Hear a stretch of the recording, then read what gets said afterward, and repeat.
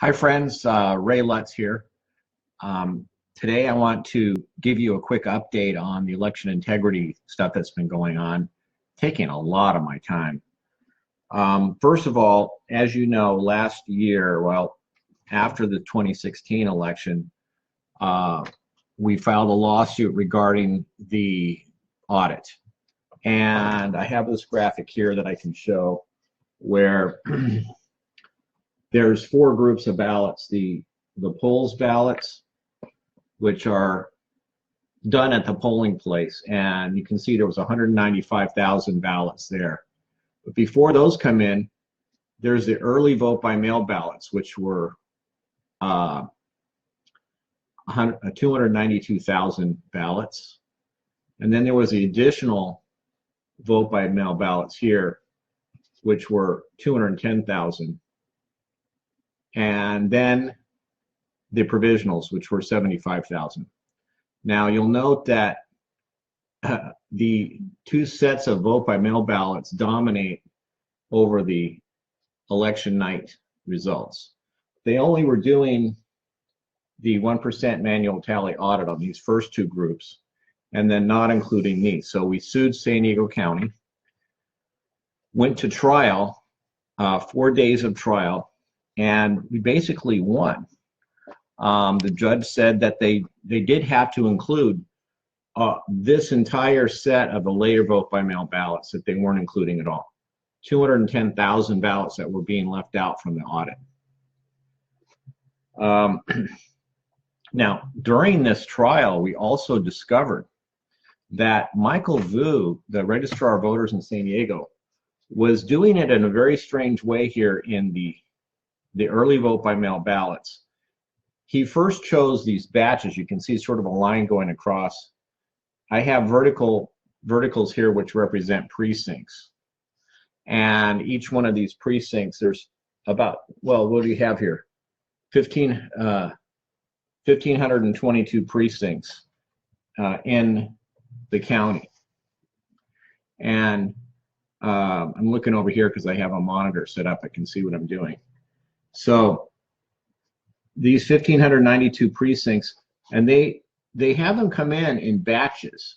So there's a batch here, which is mixed precincts, and I'm just drawing it across here. It's not going to be every precinct included, but it could be. They've had them sorted according to city council district, but they have these in boxes in storage, about 723 boxes of ballots. And then what they first did was they chose batches and the random selection meeting. So they chose 8 batches that they were going to do. And then later, as soon as we filed our lawsuit, Michael Vu, the registrar of voters in San Diego, went back in, and instead of doing them by batch the way they're in boxes, he decided to do them by precinct. And then he has to go to all of these batch boxes and pull them out. So we hired 40 people to work for a week to basically rifle through these boxes, pull out ballots that he said were from the precinct that they were from. Who knows if they really were. And then the results didn't even match the original report. Now we asked him about it, and he wouldn't even answer the question, refused to answer the question. Well, that came after our lawsuit, and you know, the thing is that in this lawsuit, yeah, we won. They're normally including these, and we got this part, but we actually think that the provisional ballot should be included as well. It only means including another 2 boxes of ballots to count. Really almost nothing. You can do one of these in a day. So a team of people, you get 2 teams of people can do this in just one day. There's no way that they can't do it in time. You know, they can get it done. So we're saying we're appealing it for this set here. They said we don't want to do any of it, so they appealed it for that. That appeal is in process, and I'm kind of proud of this here because we have the actual appeal to the state of California. You can see Citizens Oversight and Raymond Lutz against Michael Vu, Helen Robbins, Meyer and San Diego County regarding this election audit fraud that was going on here in San Diego. Now, the thing is that they changed the law in California with AB 840 so that now no counties have to do anything after this point. None of them. Even though some of them were doing it and may even continue to do it because they know it's the right thing to do. Who did this? It was Dean Logan of Los Angeles and Joe Levine of Sacramento County underneath the umbrella of this thing called CASIO, the California Association of Clerks and Elections Officials. It's a crazy organization because they're actually trying to make elections worse. They're election officials that apparently don't know what they're doing. Case in point, Dean Logan of Los Angeles County. What he does, and we're going to send him a letter complaining about this crap. He does his 1% manual tally. He only does this first part. Now he sorts them by precinct, so he can pull out precincts here. But then, if they're off by any amount at all, over 3, then he rescans them, gets a new report, compares them, and they all match. So basically, he covers up any kind of big hack or change to the election that could be happening in the central tabulator. So let me explain this to you. Let's say someone does have access to the central tabulator. They go in and change maybe 1,000 precincts of 10 votes each. Very hard to find. That changes it, though, by 10,000 votes and is actually like attracting another 20,000 new voters to the election because you're flipping them. The number of votes is the same. You're just moving them from one candidate over to the other, which means that you're actually changing it by 20,000 votes as if they were new voters. If you had this, we would want to look for a precinct that has maybe 10 votes off. That's all we're talking about. What Dean Logan does is, if they actually manually tally it and it doesn't match the computer report, that should be the sign that the computer report maybe has been changed. But they don't use that. If it's off by very much, they take that set of ballots, run it back through the scanner and get a new computer report, which always matches. And then they say everything is fine, when actually what they've done is proven that there could be a big problem. And they admit that they're doing this regularly. So we're going to try to call them on that. Now, let me tell you what's going on here with regard to their recount, because just some stuff happened today. First of all, I want to show you this list here. So in San Diego, we have the early vote by mail ballots.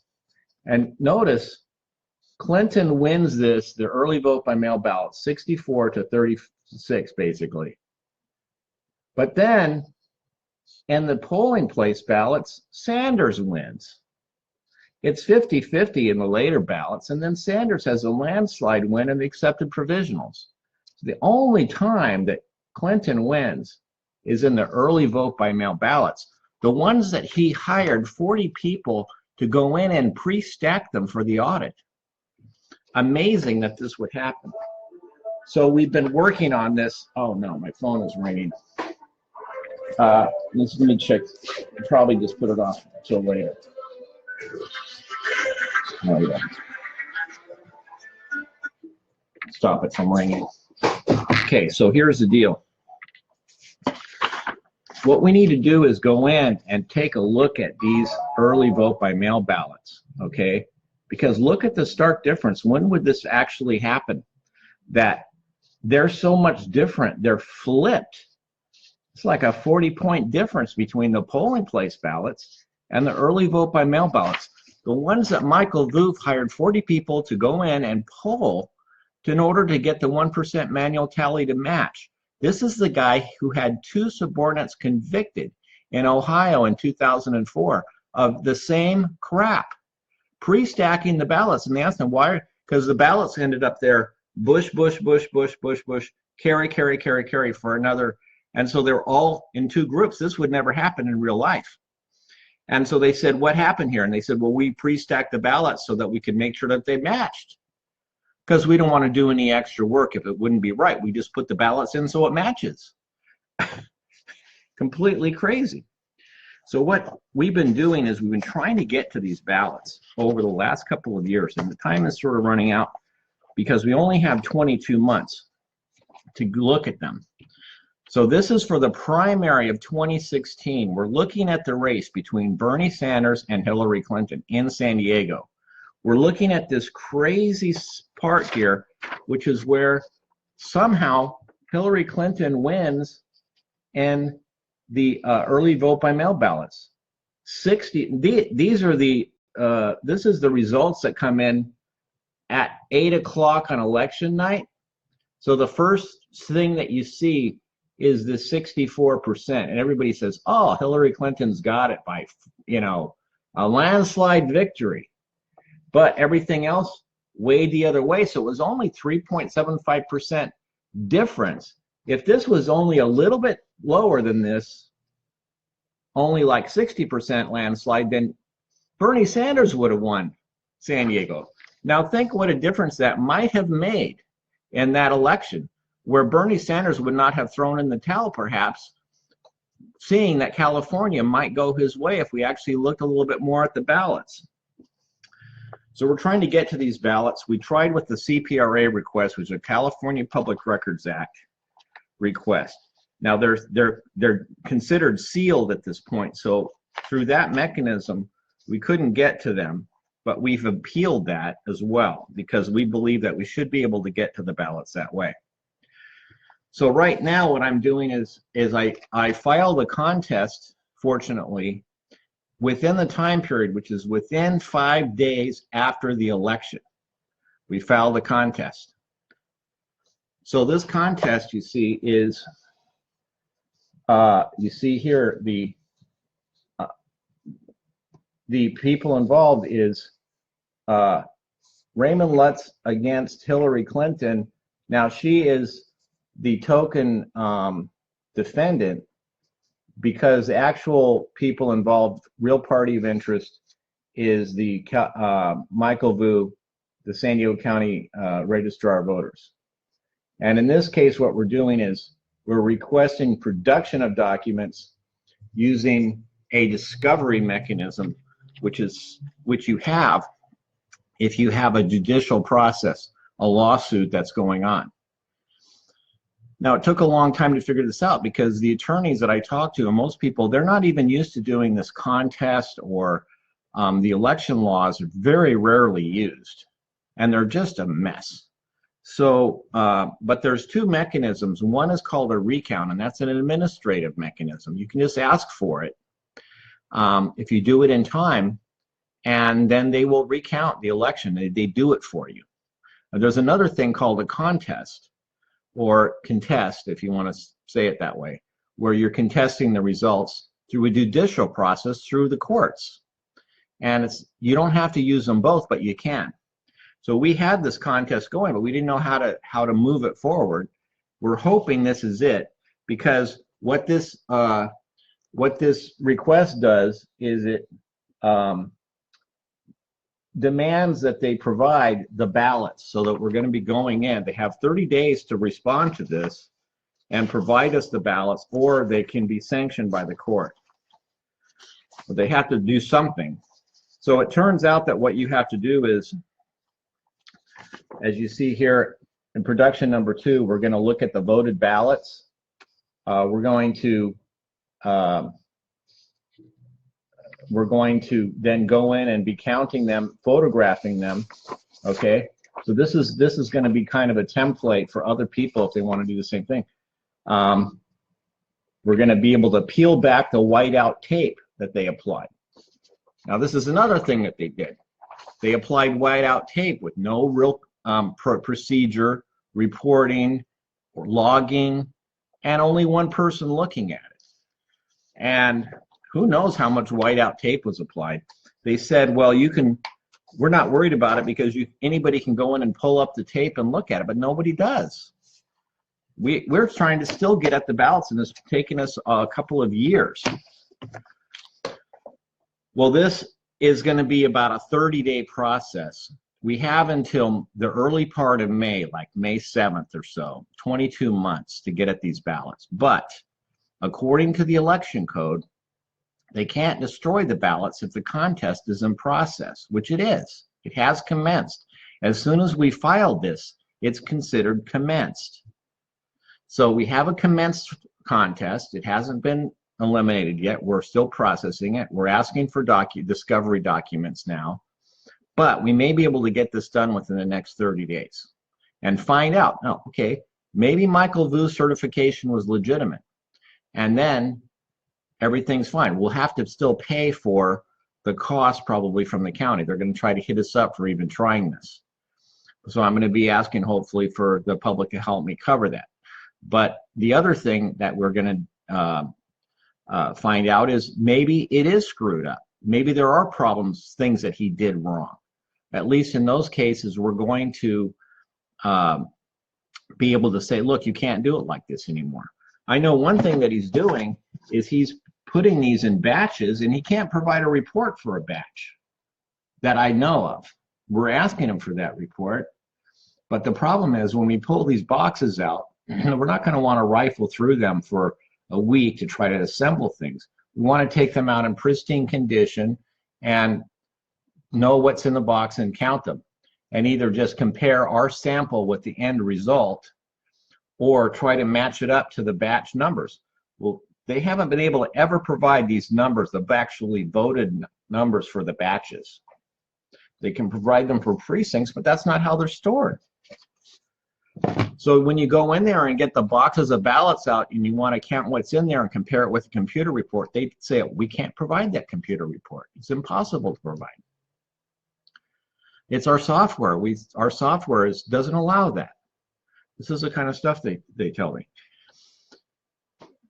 So what we're probably going to have to do is compare it to the result, but it's not going to be too hard, because when you look at this, you know, how far in the early vote by mail ballots, did Clinton really win that by 64 to 36%? Or is it more like the later vote by mail ballots, 50-50, and then Bernie Sanders would have won San Diego?